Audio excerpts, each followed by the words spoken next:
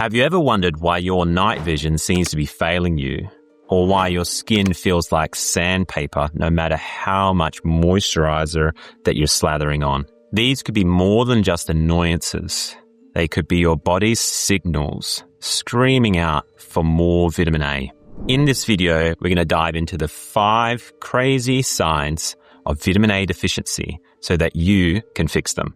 Hello, I'm Adrian Adams, a nutritionist and naturopath with over 15 years of experience helping people like yourself achieve your highest capacity of health. If you would like to get started on something today, just click the link below and take our 4-minute health questionnaire. It'll give you a personalized report at the end so that you can get started on something now.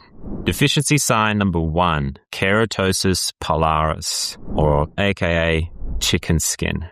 Not the most glamorous name, but what it is essentially a bumpy skin condition generally on the upper arm. It won't go any further than that. It'll stay from here upwards, maybe go onto the shoulder a little bit. It's where the skin is growing abnormally or keratin is accumulating within the hair follicle. And this creates that bumpy skin condition. It almost seems like permanent goosebumps. Now, this is caused by a vitamin A deficiency most commonly, and it's because vitamin A is heavily involved in how things grow, including the skin. So if you correct your vitamin A deficiency, what I see clinically all the time is this condition on the upper arm disappears. It can also be caused by an omega-3 deficiency, so I'd usually be checking for that as well. Number 2, acne. Now, like I said in the first deficiency sign, vitamin A is involved in the growth of tissues or lots of different cells, and it definitely is involved in the skin. But instead of the hair follicle, what's happening is the skin is not essentially desquamating or breaking off in a uniform fashion if you're vitamin A deficient. And this clogs pores. And that's one of the underlying mechanisms that supports acne. So make sure you address your vitamin A deficiency along with many others. And I've gone through this in a previous video. So check that one out later.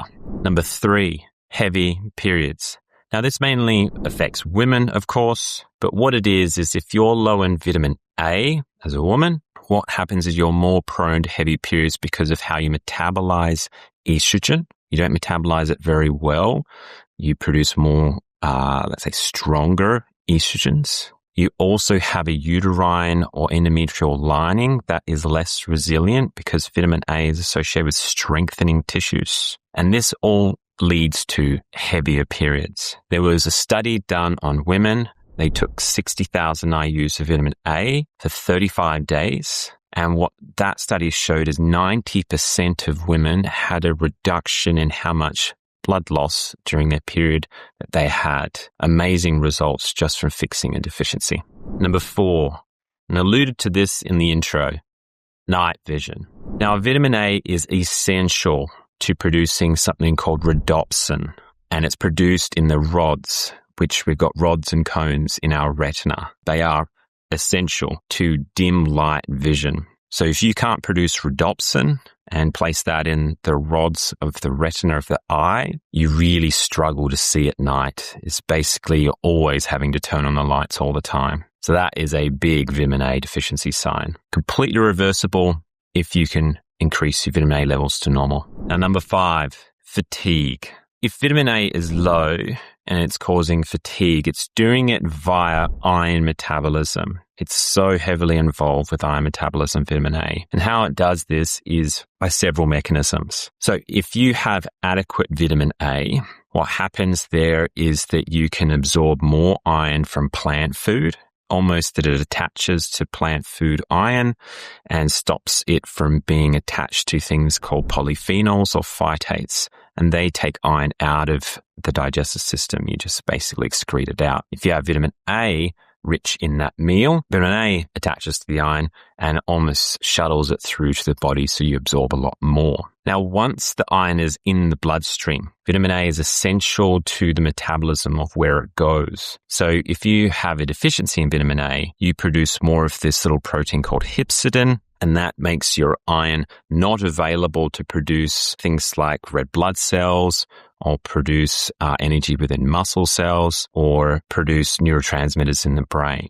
Vitamin A normalizes, and so does hepcidin. So now you can get that iron out of storage, which, so you know, iron is stored in the liver.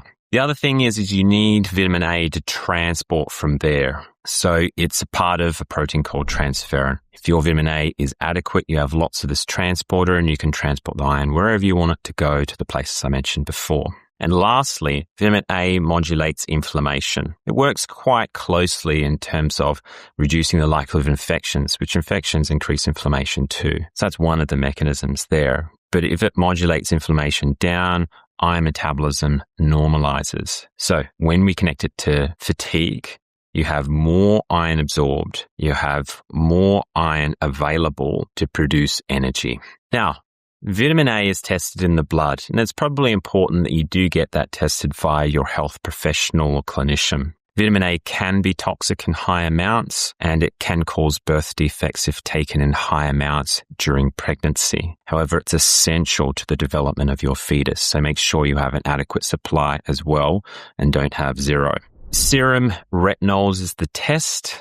You want to make sure it's within the high end of the reference range. Most countries' reference ranges are actually adequate for vitamin A. Funnily enough, most of them are terrible, but most of the reference ranges are fine. So what you see in your country on your blood test lab report would be adequate, and just aim for the higher number in there. Now, where do you get vitamin A from? It's rich in animal foods that are high in fat. So we see it in full-fat dairy products, egg yolks, really high values in organ meats, especially liver being the highest amount available per gram of food. And then we also see it in other animal products, so meat and fish, etc. Another one that we see in more the supplement kind of industry is cod liver oil, a really good source. Essentially, when you press cod livers, you get the oil. It's high in omega-3s and vitamin A. Really helpful for that skin condition that I mentioned earlier, keratosis pilaris, as it